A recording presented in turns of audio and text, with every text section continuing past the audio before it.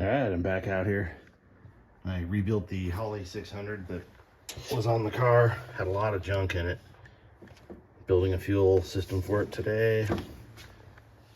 I got some different valve covers. I got a velocity stack. Try to give it that 70s flair. Started getting some of the trim back on. Getting the interior a little bit more cleaned out. Totally filled with mouse poop. There is crap everywhere. See if you can see it in there. Fucking gross. Took a magnet to try and find all the rest of the nuts and bolts in here. Works pretty well. Got the trunk pretty well cleaned out. Organized with stuff so I could get it together. And the fuel tank that was pretty new sat with gas in it for about 15 years and it's completely rusted and trash. So I replaced that. Well, it's laying on the floor in here. And I'll keep you updated as I go along today. Look at that. 20 more horsepower. Made in Mexico. So this is probably the good wrench, Target Master or whatever they call it now. El Cheapo 350. But that's all right. I've got a 383 I'm going to build for it with leftover parts from this car.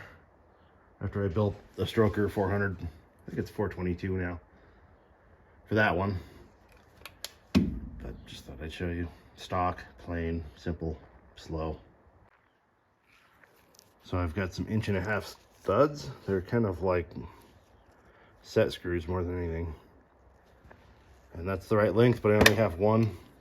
But I have 8.25 inch, so I'm just Loctiting them into the heads and using them as valve cover studs. It's like a nice clean look. Whatever. Oh, the lens must be dirty. Sorry. I'll clean that. There, how's that? Is that better? Ah, that looks much better. See, it's like screw it in, put everything I have on there. I also have these Velcro gaskets. I don't know the number. Come on. They are awesome. These have been on the Chevelle here for probably 10 or 15 years. I just replaced them because I built a completely new engine for it. And now we're going to see how they work with stock heads and stamped valve covers, where the Chevelle is aluminum heads with fabricated valve covers. Got some more of the stainless on, and I'm building some fuel lines. There's a spec for how far you turn these in, but it's starting to feel tight. That's where I'm leaving it. I don't like tightening them all the way. You can break it off. One of the valve covers on the velocity stack. Maybe that's, whoops. Let's see. Normal, not wide angle. Looks kind of cool. Got the fuel line started. The filter's going to be somewhere here. I like using all Russell fittings. They're supposed to be made in America. Well, it says they're made in America, and I don't know if you can see that in there. They're like chamfered and stuff. Supposed to be high flow. And it's worth a little bit extra money for me to have good parts on my car. These have been great. I've used them before when I built a Corvette, which I don't have any video of, but this stuff worked out great with the fuel injection. These have a little bit of steel braided in them. So I cut the line, the fuel hose with a cutoff tool, like a little grinder. Then I put the Russell fittings, have like a reverse thread, so these just thread on. Makes it super easy, you don't have to push them on. Oil the rest of the fitting. When it starts to get tight, you're done. You can always tighten it more, but if you break it off in there, then you're done for the day. Or at least whatever you're doing. Another thing I like to do is line these up. Oops. Bad camera. I'd like to line these up so they all match. Someday.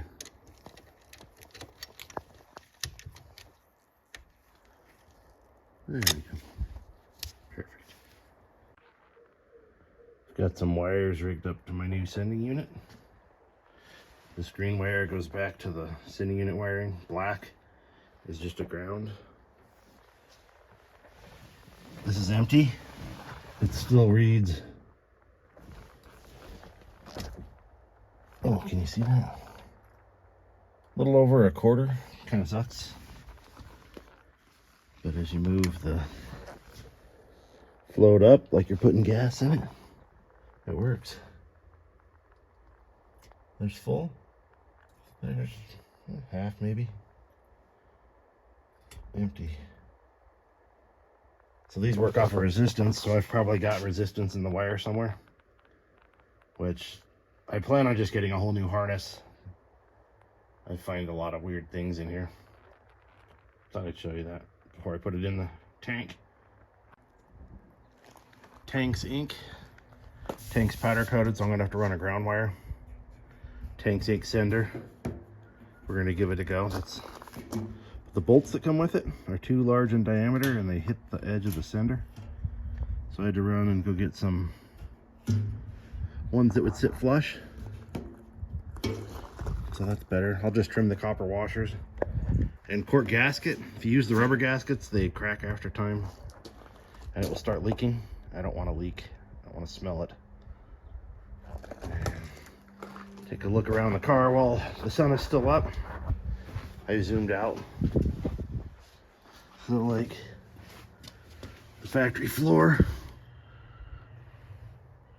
I don't see any rust. I don't see anything from the other side. I think that's a pretty good sign. I found the passenger mirror, but not the driver's. It's a little loose, but it's on there. Oh, donkey. Donkey's pissed. I didn't let him out.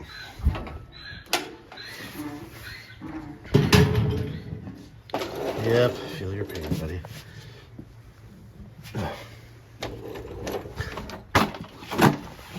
All right. Really looks pretty good. Piece of angle iron bolted to the frame. I don't know what that's for. Looks like tractor stuff. I don't know. Probably remove that. Just dead weight.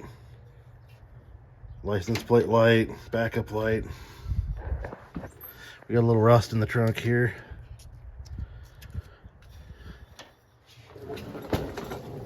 The spare tire well looks really good. A little surface rust on here, but it's okay. We have a little damage right here. A little rust right here. He hit it with the skid steer, trying to push it. So, 410 gear, open diff. The fuel pump that was in it was one of those clicky ones. It was 4 PSI, 28 gallons per hour. It's pretty funny. I got a way better one. Make our way up towards the front. I have a rust hole right here. A little patch in there. But it's still not bad, I mean. All the body mounts look pretty good. Oops. That's the video.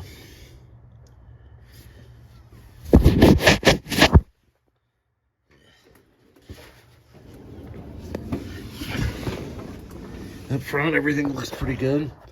I could see a couple patches along the bottom, so I don't know if there was more stainless down there that they removed. But whatever. That's undercoating. Oh, look at that. Spring spacers. I haven't seen those in forever. He's probably wanted to give it the gasser look. I'll pop those out because I want it lower.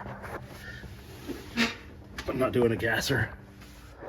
We have a little bit, tiny bit of rust starting right here on both sides.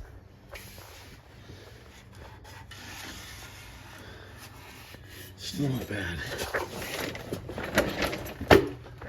Well, let's work my way around underneath.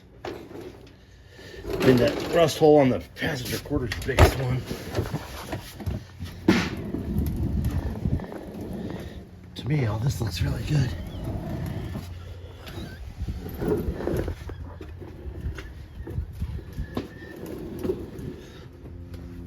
Another one I looked at, these were gone.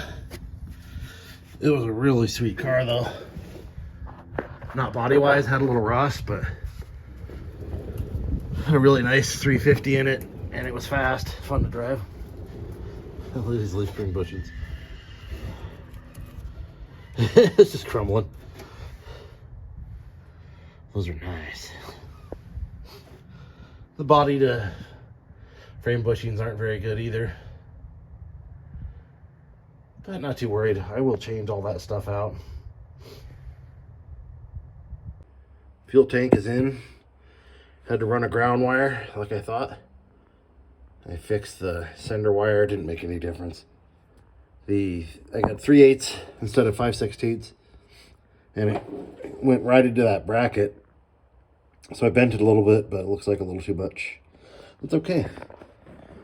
Some stuff to protect it from heat.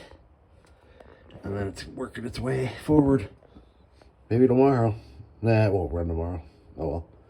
Good enough for today. See you later. One last thing. How do I get the nut on this molding without taking the fender off?